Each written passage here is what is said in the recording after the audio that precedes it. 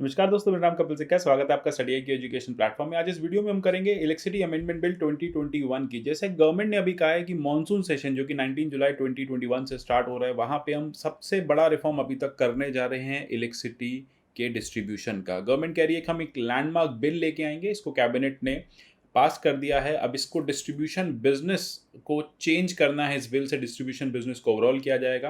In fact कहा जा रहा है कि ये जो बिल आएगा, इससे कैरेज और कंटेंट जो ऑपरेशंस हैं डिस्कॉम्स के, डिस्कॉम्स का मतलब डिस्ट्रीब्यूशन कंपनीज, वो सारी कंपनीज जो आपके घर में बिजली की सप्लाई करती हैं, उनके उनके इस बिजनेस को वो दो में बाइफरकेट कर देंगे। यानी जो कैरी करने का काम है वो किसी और को दिया जाएगा, और जो आपके यहाँ तक इलेक्ट्रिसिटी पहुंचाने का काम है वो किसी और कंपनी को दिया जाएगा। तो इस तरह के जो मेजर रिफॉर्म्स की बात हो रही है, सरकार करने जा रही है, और कहा जा रहा है कि इंडिया की इस हिस्ट्री में पावर की सप्लाई की हिस्ट्री में सबसे बड़ा रिफॉर्म है। आप स्टडी आई क्यू पे विभिन्न माध्यमों से हमसे जुड़ सकते हैं। मेरे जितने भी वीडियोस आते हैं इन सबके पीडीएफ में टेलीग्राम चैनल @कपिल लाइव से डाउनलोड कर सकते हैं। आप मुझे @कपिल सिक्का ट्विटर हैंडल पे भी फॉलो कर सकते हैं। तो इसका नाम है इलेक्ट्रिसिटी अमेंडमेंट बिल 2021। कैबिनेट इसको कंसिडर कर रही है। यहाँ पे बात हो रही है डी लाइसेंसिंग की प्रक्रिया की, पावर सप्लाई की। यानी अब आपके घर में अभी तक देखो क्या होता है, एक ही इलेक्ट्रिसिटी कंपनी जो है वो पावर सप्लाई कर सकती है। अब अगर आपके पास ऑप्शंस हो, जैसे आप मोबाइल फ़ोन के केस में देखते हैं कि 3-4 कंपनीज़ आपको मोबाइल फ़ोन की सर्विस देती हैं, तो आप उसी को चूज़ करते हैं जो बेटर सर्विस दे रही होती है। तो यहाँ पे डी लाइसेंसिंग की प्रक्रिया जो है आएगी, डी लाइसेंसिंग किया जाएगा पावर डिस्ट्रीब्यूशन का। मतलब एक ही एरिया में मल्टीपल डिस्ट्रीब्यूटर्स को अलाउ किया जाएगा। आप चाहे तो टाटा से परचेस कर सकते हैं, रिलायंस से परचेस कर सकते हैं, टोरेंट पावर से परचेस कर सकते हैं। अगर आपको लगता है कि एक कंपनी ठीक से सर्विस नहीं दे रही, तो आप स्विच कर सकते हैं अपने इलेक्ट्रिसिटी के कनेक्शन को दूसरी कंपनी के पास। अब ये बिल जो है ये अभी इंट्रोड्यूस होने वाला है। अब इसके इंट्रोडक्शन से पहले सरकार का ऐसा कहना है कि हम जितनी भी इम्पोर्टेंट लॉबी हैं इलेक्ट्रिसिटी सप्लाई को लेके, उन सब से confederation of Indian industry CII के थ्रू हम डिस्कशन कर चुके हैं। बहुत ज़्यादा स्टेक होल्डर से हमने डिस्कस किया है, मिनिस्ट्री से हमने डिस्कस किया, इंडस्ट्री से डिस्कस किया है, तभी हम इस तरह के प्रपोज अमेंडमेंट्स जो हैं लेके आ रहे हैं। अभी देखते हैं कि क्या एग्जैक्टली प्रॉब्लम फेस करती हैं ये डिस्कॉम कंपनीज, डिस्ट्रीब्यूशन कंपनीज को एग्जैक्टली क्या क्या प्रॉब्लम्स फेस हो रही है। सबसे पहली बात आप देखेंगे कि इनके काफ़ी ज़्यादा पैसा ड्यू है, मतलब इन्होंने काफ़ी ज़्यादा पैसा देना है जनरेशन कंपनीज को। जैसे रिलायंस की हम बात करें, टोरेंट की बात करें, तो इन्होंने जो कंपनीज इलेक्ट्रिसिटी प्रोड्यूस करती हैं उनको काफ़ी पैसा देना है। तो जैसे आपको पता होगा, इलेक्ट्रिसिटी प्रोडक्शन के लिए अलग कंपनीज होती हैं, आपके घर पे सप्लाई करने के लिए अलग कंपनीज होती हैं। जो कंपनीज आपके घर बिजली सप्लाई करती हैं, ये इलेक्ट्रिसिटी कंपनी से पावर परचेस करके आपको एक निर्धारित रेट पे, जो भी गवर्नमेंट एक रेट टैरिफ जो है गवर्नमेंट फाइनलाइज करती है, स्टेट गवर्नमेंट, उसी टैरिफ पे आपको बिजली मिलती है।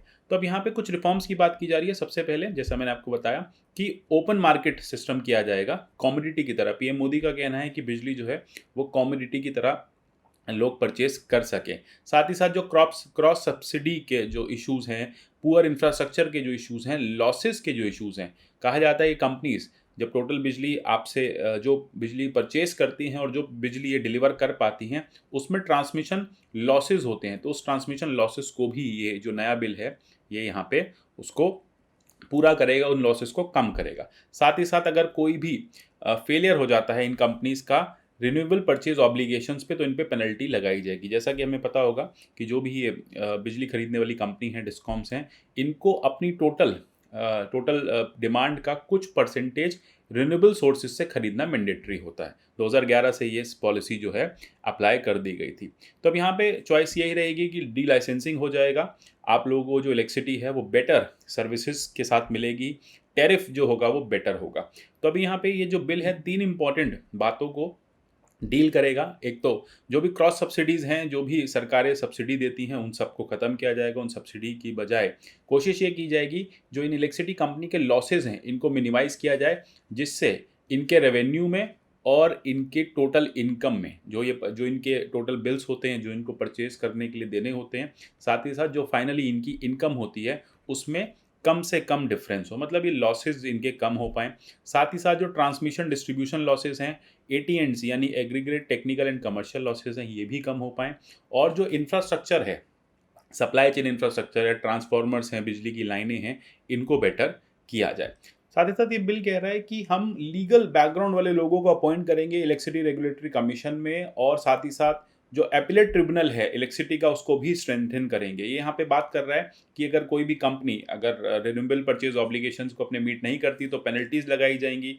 साथ ही साथ डिस्कॉम्स को एक fixed amount of renewable energy जो है वो खरीदनी पड़ेगी। अभी क्या होता है कि डिस्ट्रीब्यूशन कंपनीज जो हैं वो खुद से डिसाइड करती हैं कितनी बिजली हमें रिन्यूएबल सोर्सेज से खरीदनी है। सरकार कह रही है कि हम एक अमाउंट फिक्स कर देंगे, उसी फिक्स्ड अमाउंट पे आपको ये बिजली खरीदनी पड़ेगी रिन्यूएबल सोर्सेज से। इससे क्या होगा, फॉसिल फ्यूल्स पे जो रिलायंस है, फॉसिल फ्यूल पे जो डिपेंडेंस है वो कम की जाएगी। आप लोगों को तो बेनिफिट होगा ही होगा, आपके घर आने वाली बिजली जो है वो सस्ती आएगी, वो आप अच्छी अच्छी कंपनी से खरीद पाएंगे जिस कंपनी में आपकी सुनवाई हो, ग्रीवांस आपकी जल्दी रिजॉल्व हो जाए, बिजली कम से कम जाए। तो ये सारे बेनिफिट्स जो हैं वो आने वाले हैं। तो ये बहुत अच्छी बात है। यहाँ पे इस तरह के इलेक्ट्रिसिटी अमेंडमेंट बिल से गवर्नमेंट जो इलेक्ट्रिसिटी कंज्यूमर्स हैं उनके भी राइट्स को यहाँ निर्धारित कर रही है। जैसे अब आप देखेंगे कि काफ़ी समय, जैसे एक दिन में काफ़ी घंटे जो है पावर कट रहता है, ये पावर कट के मैकेनिज्म को भी हटाया जाएगा। मतलब अगर आप काफ़ी ज़्यादा पावर कट फेस कर रहे हैं तो आप कंपनी से एक हर्जाना वसूल कर पाएंगे, आप कंपनी को सू कर पाएंगे कि हमारा एक राइट है। तो कायदे से कहा जा रहा है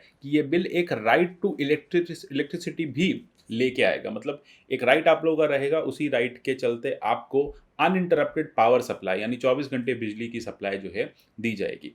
अभी यहाँ पे बेसिकली देख लेते हैं कि साथ साथ ये डिस्कॉम्स को इश्यूज क्या क्या फेस हो रहे हैं। देखो, डिस्कॉम को सबसे बड़ी प्रॉब्लम आती है रेवेन्यू कलेक्शन की। जो आप देखेंगे काफ़ी ज़्यादा बिजली की चोरी होती है, पावर थेफ्ट होता है।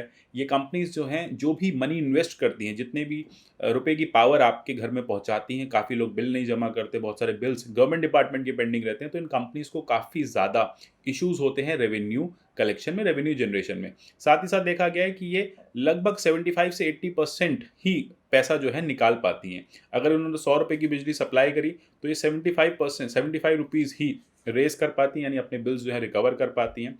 अभी हाल ही में एक चीज़ और हुआ कि फोरम ऑफ रेगुलेटर्स ने एक रिपोर्ट लेके आया। उन्होंने कहा इन बिजली कंपनियों को एक और प्रॉब्लम होती है कि कोल वगैरह के प्राइसेस, लॉजिस्टिक के, रेलवे के प्राइसेस, जिससे कोल यहाँ तक पहुँचता है पावर जनरेशन कंपनीज तक, तो इससे क्या होता है कि ये प्राइसेस बार बार ऊपर नीचे जाते रहते हैं।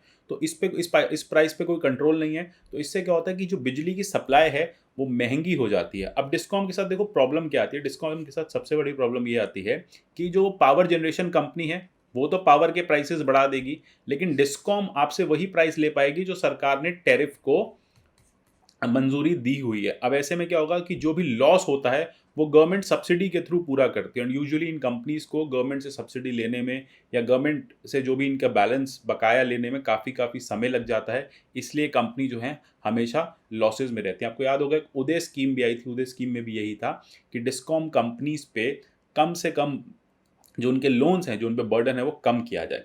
अच्छा, ये जो पूरा का पूरा मैकेनिज्म है, इसमें यहाँ पे बेनिफिट ये होगा कि इनकी जो डिपेंडेंस है लोन सेक्टर पे, लगभग 1.5 से 2 लाख करोड़ रुपए का लोन इन्होंने बैंक से लिया हुआ है सारी डिस्कॉम्स ने पूरे इंडिया में। तो ये लोन की भी जो रिक्वायरमेंट है ये कम हो जाएगी।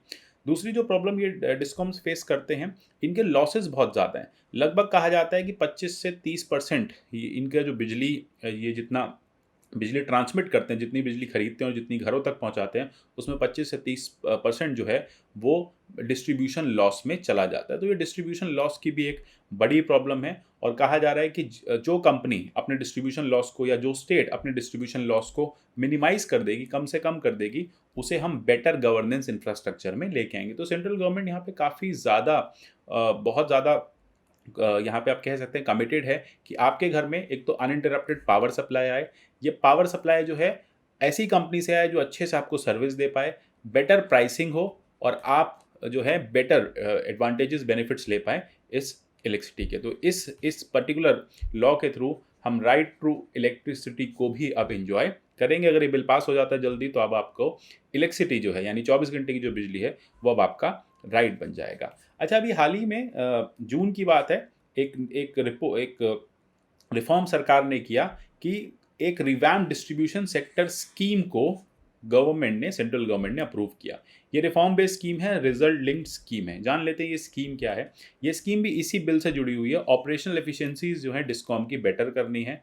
यहाँ पे यही है कि जो डिस्कॉम्स फाइनेंशियल असिस्टेंस के लिए परेशान है, उनके पास जो फाइनेंसिस की कमी पड़ रही है, वो अब जो है सरकार उनकी परफॉर्मेंस के अकॉर्डिंग देगी। यानी अगर कोई भी गवर्नमेंट डिस्कॉम ठीक है, याद रखिएगा ये प्राइवेट डिस्कॉम के लिए नहीं है, ये स्कीम सिर्फ गवर्नमेंट डिस्कॉम के लिए है। कोई भी ऐसी कंपनी जो सरकारी है आपके यहाँ बिजली सप्लाई करती है और वो अच्छा परफॉर्मेंस कर रही है, तो सरकार उसको कंडीशनल फाइनेंशियल असिस्टेंस देगी। पहले क्या होता था, सरकार सबको एक साथ फाइनेंशियल असिस्टेंस दे देती थी। अब सरकार ने कहा है कि जो सरकारी कंपनी अच्छे से परफॉर्म करेगी, वो लॉसेस कम से कम करेगी, अपना ट्रांसमिशन लॉसेस कम से कम करेगी, उसी को हम फाइनेंशियल असिस्टेंस देंगे। तो यहाँ पे सरकार ने कुछ बेंचमार्क्स रखे हैं। अगर कोई सरकारी डिस्कॉम है, सरकारी डिस्ट्रीब्यूशन कंपनी है, वो प्री क्वालिफाई कर लेती है उस क्राइटेरिया को, तभी गवर्नमेंट जो है वो फाइनेंशियल असिस्टेंस देगी। अच्छा, इस बात में स्कीम में गवर्नमेंट ने एक चीज़ और कही है कि हम one size fit all approach नहीं रखेंगे। मतलब जैसे स्टेट की डिमांड, उस सरकारी कंपनी की डिमांड, वैसे ही उसके लिए हम पॉलिसी फ्रेमवर्क लेके आएंगे। ये स्कीम जो है 2025-26 तक वैलिड रहेगी। इसको स्कीम को चलाने के लिए पावर फाइनेंस कॉर्पोरेशन और रूरल इलेक्ट्रिफिकेशन कॉर्पोरेशन जो है वो नोडल एजेंसीज बनाई गई हैं। तो याद रखिएगा ये स्कीम पूछी जा सकती है, अभी करंट्स है। स्कीम के ऑब्जेक्टिव्स देख लेते हैं कि जो ट्रांसमिशन लॉस है उसे 12 से 15% लाना है 2025 तक। इन सरकारी कंपनियों के जो रेवेन्यू हैं, जो एक्चुअल इनकम है और जो इनके खर्चे हैं, उसको जीरो करना है, मतलब उसके गैप को मिनिमाइज करना है। अभी वो क्या है, नेगेटिव में है। ये कंपनी कम इनकम करती है, ज़्यादा ये एक्सपेंडिचर करती हैं, तो ये हमेशा लॉसेज में रहती हैं। दूसरी बात है, इंस्टीट्यूशनल कैपेबिलिटीज़ बनानी है मॉडर्न डिस्कॉम्स के लिए, यानी ऐसे अब देखेंगे ट्रांसफार्मर्स वगैरह जो भी पूरा सेटअप ऐसा लगाना है कि कम से कम जो है लॉसेस हो और ज़्यादा से ज़्यादा बिजली जो है वो लोग घरों तक पहुंच पाए। रिलायबल बिजली होनी चाहिए। जैसे अब आपने देखा कि थोड़ा सा भी बारिश हुई, बिजली कट हो गया, ट्रांसफार्मर ख़राब हो गया, तो रिलायबिलिटी जो है वो बढ़ानी है। साथ ही साथ अफोर्डेबिलिटी जो है बढ़ानी है, मतलब जहाँ पे पावर काफ़ी ज़्यादा महंगी है, अब बहुत सारे लोग नहीं अफोर्ड कर पाते, तो ऐसे में क्या है, पावर के प्राइसेस को भी नीचे लाना है और एफिशिएंट सर्विसेज देनी है। अब इसके लिए कंपोनेंट स्कीम में क्या क्या है, सबसे पहला है consumer meter, smart meter system. इसमें प्रीपेड स्मार्ट मीटर्स लगाए जाएंगे लोगों के घरों पे। ये एग्रीकल्चर कंज्यूमर्स के लिए अभी नहीं है, ये बाकी लोगों के लिए है। अगर कोई कोई ऐसी यूटी है, अमृत सिटी है, या फिर ऐसा कोई एरिया है जहाँ पे बहुत ज़्यादा लॉसेज होते हैं ना, हाई लॉसेज होते हैं, बिजली चोरी बहुत ज़्यादा है, इलेक्ट्रिसिटी थेफ्ट बहुत ज़्यादा है, तो गवर्नमेंट वहाँ पे या डिस्कॉम वहाँ पे स्मार्ट प्रीपेड मीटर्स लगाएगी। मतलब प्रीपेड मीटर्स हैं, ये आप पहले से इसका पेमेंट कर देंगे, जैसे जैसे आप बिजली यूज़ करते जाएंगे वैसे वैसे आपके अकाउंट में से पैसा कटता जाएगा। साथ ही साथ कम्युनिकेबल एडवांस मीटरिंग इंफ्रास्ट्रक्चर होगा, यानी पता चल जाएगा कि कितनी इलेक्ट्रिसिटी कहाँ यूज़ हो रही है, किस तरह से हमें इलेक्ट्रिसिटी सप्लाई करनी है। तो अल्टीमेटली डिस्कॉम्स जो है वो देख पाएंगी कि लोगों की नीड क्या है, और नीड बेस्ड पावर सप्लाई यहाँ पे की जाएगी। साथ ही साथ फीडर से सेग्रीगेशन किया जाएगा, सोलर और नॉन सोलर जो फीडर्स हैं उनको अलग किया जाएगा। इससे गवर्नमेंट को पता चल जाएगा कि कैसे कंजम्पशन हो रहा है। जितने भी डिस्ट्रीब्यूशन सिस्टम है उनको मॉडर्नाइज किया जाएगा, और रूरल और अर्बन एरिया के जो सिस्टम्स हैं उनको स्ट्रेंथन किया जाएगा। आइडिया यही है, देखो पावर एक बहुत इंपॉर्टेंट रिसोर्स है। आज के डेट में बिना इलेक्ट्रिसिटी के कुछ नहीं होता। इतने सारे अप्लाइंसेज हैं, ऑनलाइन एजुकेशन सिस्टम्स हैं, ये सारे चल रहे हैं, और इसके लिए 24/7 जो अनइंटरप्टेड पावर सप्लाई है और चीप पावर जो है वो देश भर में पहुंचानी होगी, और इसके चलते गवर्नमेंट ये सारी पॉलिसीज़ लेके आई है। अच्छा, इस पर्टिकुलर स्कीम में स्पेशल कैटेगरी स्टेट्स के लिए भी बेनिफिट्स हैं। जो भी स्टेट्स बैकवर्ड हैं, हिल स्टेट्स हैं या यूटीज़ हैं, उनको स्पेशल कैटेगरी यहाँ पे दी जा रही है। इसके अलावा कुछ की फैक्ट्स भी देख लेते हैं। भारत की जो जनरेशन कैपेसिटी है वो लगभग 383 गीगावाट है। हम सिर्फ 200 गीगावाट ही यूज़ करते हैं। इसका मतलब अभी हमारे पास जनरेशन कैपेसिटी का प्रॉब्लम नहीं है, हमारे पास जो बिजली नहीं पहुंचती वो सप्लाई चेन मैनेजमेंट की वजह से नहीं पहुंचती। तो याद रखिएगा, गवर्नमेंट इस बिल के थ्रू सप्लाई चेन मैनेजमेंट और स्कीम के थ्रू भी सप्लाई चेन मैनेजमेंट को ही रिजॉल्व कर रही है। इनफैक्ट 7 जुलाई को भी हाल ही में देखा गया था कि इंडिया की जो पीक इलेक्ट्रिसिटी की डिमांड है वो 200 गीगावाट के मार्क को क्रॉस कर गई थी। तो यहाँ पे सरकार यही कह रही है कि जितना ज़्यादा डिमांड है हम अपने इंफ्रास्ट्रक्चर को बेटर करते जा रहे हैं। हम पावर जनरेशन में तो आगे हैं, लेकिन पावर के सप्लाई में हम पीछे रह जाते हैं, इसलिए लोगों को 24 घंटे जो है बिजली नहीं मिल पाती। तो गवर्नमेंट कह रही है कि हम अगले 2 साल में रिफॉर्म लेके आएंगे, जिससे जो प्राइवेट डिस्कॉम्स हैं वो बेटर आपके यहाँ पे बिजली सप्लाई कर पाएंगी। इनफैक्ट गवर्नमेंट यहाँ पे काम कर रही है कि जितनी भी यूटीज़ हैं उन सबको प्राइवेटाइज किया जाए। प्राइवेटाइज मतलब वहाँ की डिस्कॉम्स को प्राइवेटाइज किया जाए। गवर्नमेंट जो है या गवर्नमेंट सेक्टर जो है इस इलेक्ट्रिसिटी डिस्ट्रीब्यूशन से बाहर निकलेंगे, क्योंकि गवर्नमेंट ने देखा है कि प्राइवेट सेक्टर, जैसे आप दिल्ली देखिए, मुंबई देखिए, गुजरात देखिए, ऐसे बहुत सारे स्टेट्स हैं जहाँ पे घरों में बिजली प्राइवेट कंपनीज पहुँचाती हैं। कोलकाता देखिए, तो यहाँ पे ये कहा जा रहा है कि ये जो पूरा का पूरा बिजली सप्लाई है, इसको प्राइवेटाइज़ करने की कोशिश की जा रही है। अभी यूटीज़ से हम शुरू करेंगे, पहले यूटीज़ को प्राइवेटाइज़ करेंगे। ओवर द टाइम सारे स्टेट्स में जो इलेक्ट्रिसिटी डिस्कॉम्स हैं, डिस्ट्रीब्यूशन कंपनीज़ हैं, वो सब प्राइवेट कंपनीज़ को दे दिया जाएगा। जैसे हमने देखा प्राइवेट कंपनीज़ एफिशिएंटली काम करती हैं और आपके ग्रीवांस भी जल्दी रिड्रेसल होते हैं और जितनी भी सप्लाई मैनेजमेंट है वो बहुत थॉरोली मैनेज किया जाता है। तो ये सारे रिफॉर्म्स अवेटेड हैं और ये हमारे इस पूरी इंडस्ट्री को, इलेक्ट्रिसिटी इंडस्ट्री को, power generation, power supply industry को बहुत बेटर करेंगे। तो इस तरह के और टॉपिक्स हम लाते रहेंगे। UPSC IAS pre cum mains के स्मार्ट कोर्सेज हमारे अवेलेबल हैं फ्लैट 50% डिस्काउंट के साथ। studyIQ.com या हमारी ऐप से आप इसको एक्सेस कर सकते हैं। मिलते हैं अगले ऐसे किसी सेशन में। तब तक के लिए goodbye, take care and God bless you all.